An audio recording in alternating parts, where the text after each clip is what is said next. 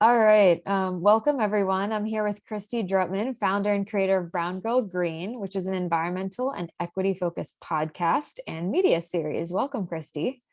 Thanks for having me. Yeah, we're excited to chat. Well, I know you are deeply in the climate and activism space. So I'd really love to learn more about Brown Girl Green, about your organization, and kind of like how you personally came to the work.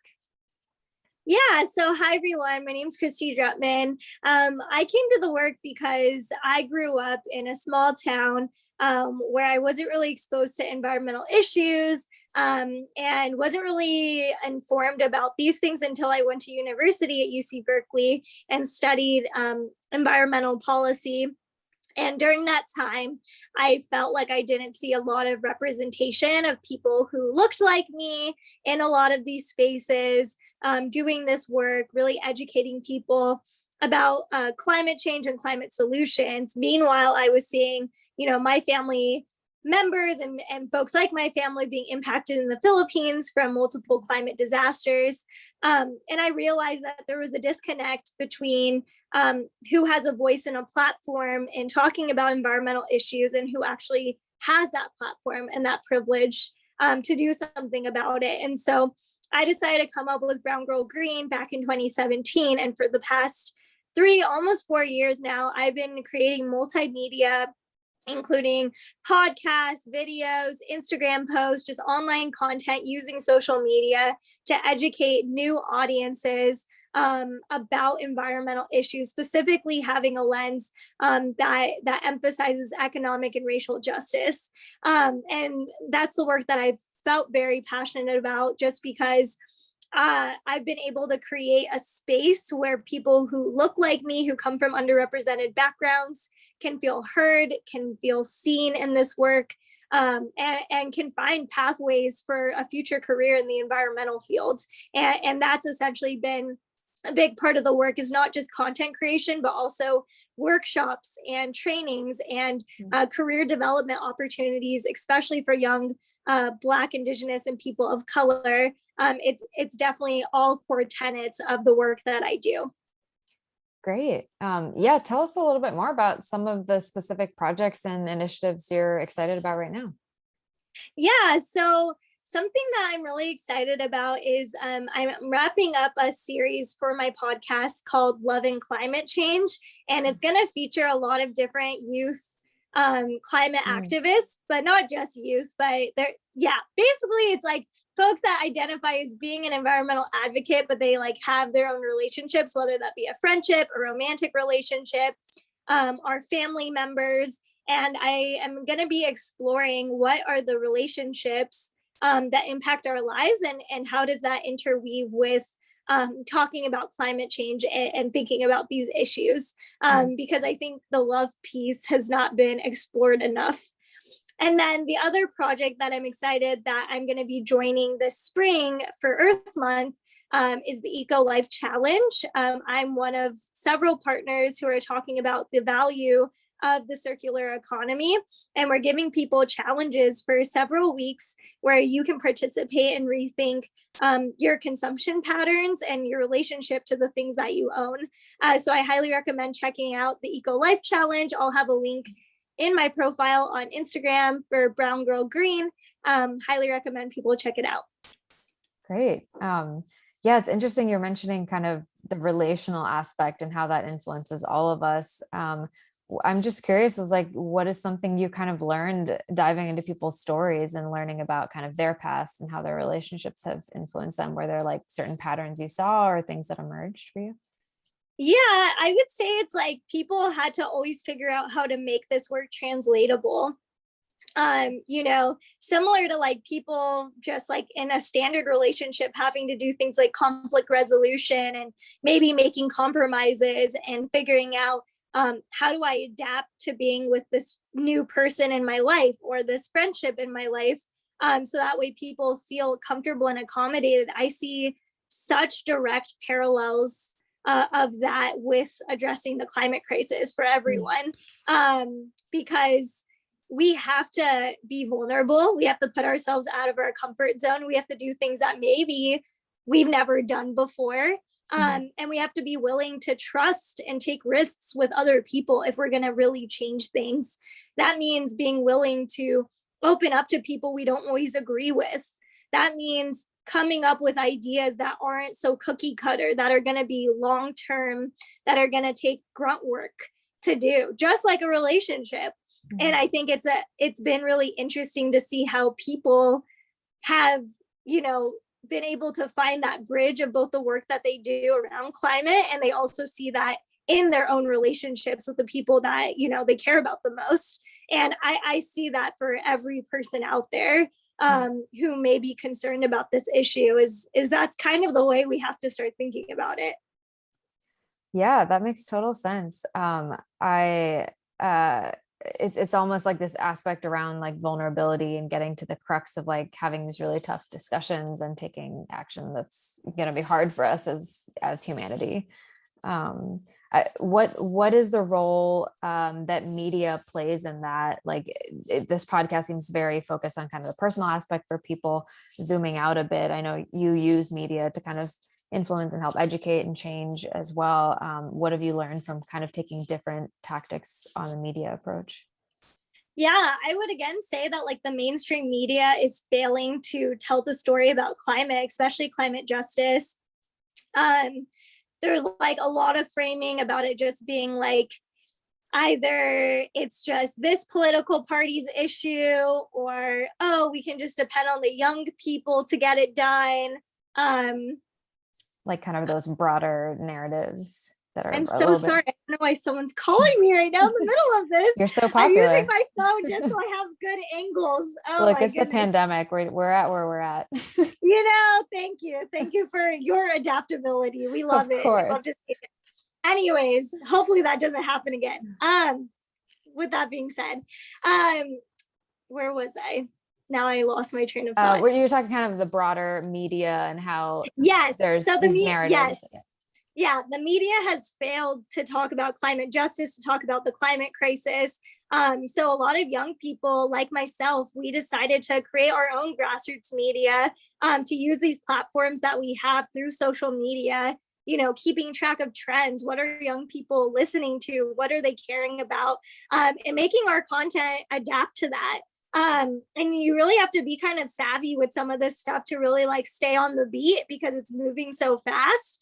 But I think like, it's fun and it makes things interesting because there hasn't been enough of that media education that's reached enough audiences. So I've been really enjoying experimenting with what it takes to get that message across. So I've experimented with like mini TikTok videos, with audio clips, with 1-minute videos, with graphic, like infographics that me and my team have designed. And it's been really interesting to see how well people have responded to that kind of content and shared it with their friends and family. And what's the ultimate goal with the content? Is it more on the educational side, or call to action on certain pieces of information, or I think it's largely for awareness. I think I'm really trying to be a bridge for resources, because a lot of people don't even know where to start. And a lot of the stuff is honestly not very well documented or well blogged about, or like not put in a very accessible database or place for people to find out about it. It's all kind of disaggregated, and there's a lot of great organizations doing a lot of great work, but like, how do you find it? And so those of us using social media are trying to categorize everything to make it easier for people to get access to that. Of course, there's pros and cons to that. We don't get to go as in depth as we would like to, but we can, definitely give people a pretty in-depth introduction into a topic. I think that that's really valuable, because if not, you're just creating more echo chambers, and like, who are you going to allow in to learn that information? Yeah. And I mean, is the main goal to eventually influence the broader mainstream media narrative, or to continue to have develop these other channels? I mean, I think ultimately it is to change that mainstream narrative, to get more of our stories to reach as many people as possible. I mean, the ultimate goal is to reach as many people as possible about this issue. So that way it does become a policy priority. So that way people are voting on the ballot for more initiatives in their state, local governments, and federal government to address these things. So that way we do get more green jobs to become a reality. All of these things require like a collective cultural shift to where we are, as they say, like closing the Overton window. So that way, creating a more green, sustainable future is not something that is considered radical or fringe, and B, isn't pushing out the most marginalized communities from that conversation. And I think both of those things requires actually bringing those people into that conversation. And right now that has not been happening at the rate that it needs to be. Yeah. You'd mentioned a while back, the mainstream media is not going really deep on climate and specifically climate justice.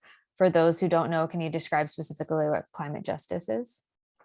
Yeah, the way I'm defining it in this discussion is just specifically talking about the intersections of climate change with racial justice, with economic justice, with women's rights, even as we're talking on the subject of this month in this episode. It's about those intersecting identities and fighting for the concept of justice, that fighting for a just transition towards renewable energy that includes the most marginalized communities at the center of that conversation. That's what we're fighting for, is that if we are going to build a more sustainable world, that those who have been at the table fighting for that representation also get a say in what that world is going to look like too, based on their leadership, knowledge of the land, knowledge of what needs to be done for the air, water, and soil. We center and focus on their leadership in that process. Yeah, I love it. You mentioned also a lot of your work centers kind of around workshops and kind of that kind of thing. How has that been during the pandemic? And like, what have you learned kind of from the more workshop approach to bringing people in? Yeah, so the thing is like, I don't come from a frontline community, and I always try to make that clear that I don't come from specifically one of these communities that I'm trying to, be a bridge for, to educate about. And I make that clear because I want people to recognize their own place in the world, their own privilege, the things that they've had access to within their own environmental narrative, while also identifying what other people's environmental narratives are. What is their relationship to the environment, to the injustices that they face.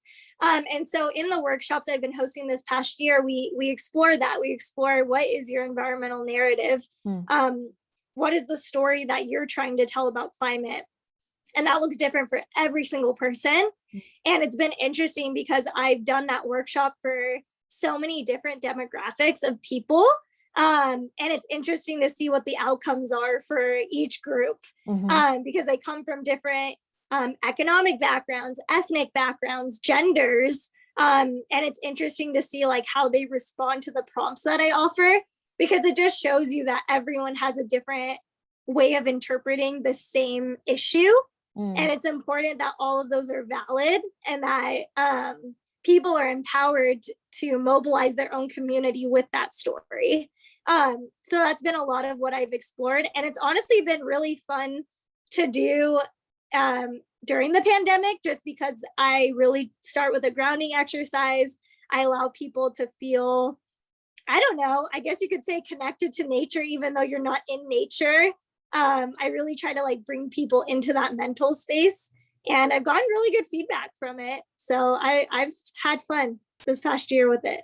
Yeah. And are these narratives, you're helping people define narratives that they're telling themselves or telling their communities, or both? Or I would say that it's both. Yeah, I don't want to go into too much detail. You all should definitely sign up. Yeah, for sure.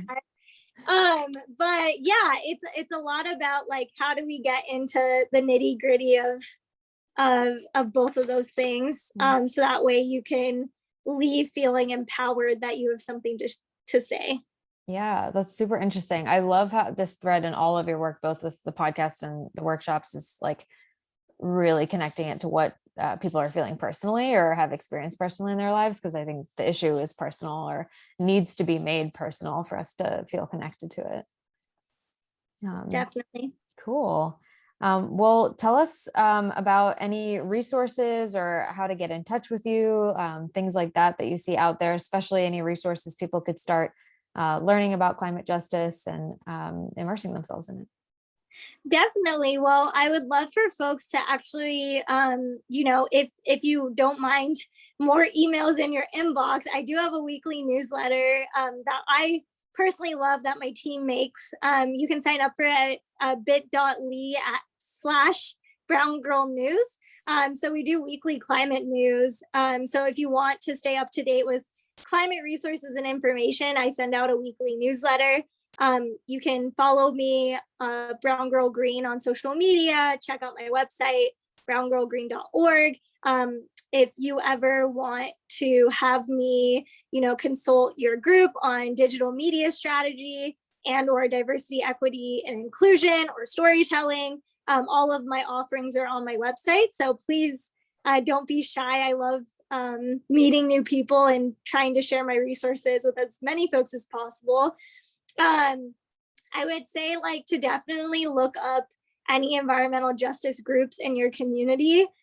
Typically, if you look up food justice, water justice, even just folks fighting against pollution, there's a lot of resources around that there. Even if you typed in environmental justice Georgia or environmental justice Mississippi, etc., there's so many different groups these days and coalitions that would be happy to have your assistance. So I would say that as my first step for people. And outside of that, I have a lot of resources listed on my website and on social media. So you can check those out for books and podcasts and other things. So yeah. Great. Yeah, we'll definitely link to that for people. I'd love to end on kind of a more personal note. What is something people usually don't know about you and what you're bringing to your work? I would say that something people don't know yet, but I'm hoping they'll know soon, is that I really believe comedy needs to come more into the environmental conversation. And people tell me that I'm funny, so I am exploring my comedic side. So I'm excited to try to put more of that out there. I've not seen enough climate comedy. So also, if you're out there and you like to tell jokes about depressing things, I would love to get to know you too. I would say that's something that people don't necessarily know about me, but it's something that I'm excited to continue exploring. Yeah, I love that. I was like, aren't most jokes about depressing things? I feel like that's what we exactly. should. So I'm like, why is climate change not in there? We need climate change comedy. So anyways. Yeah, I love that combination of stuff. Well, thanks so much, Kristy, for talking with us and leading the charge for brown women and Black, Indigenous people of color everywhere to get more involved in the climate movement. I know you have a huge kind of push to change the face in the 21st century, which I think is really great. Thank you so much. This was such a fun interview. Yeah. All right. Thanks. Thanks.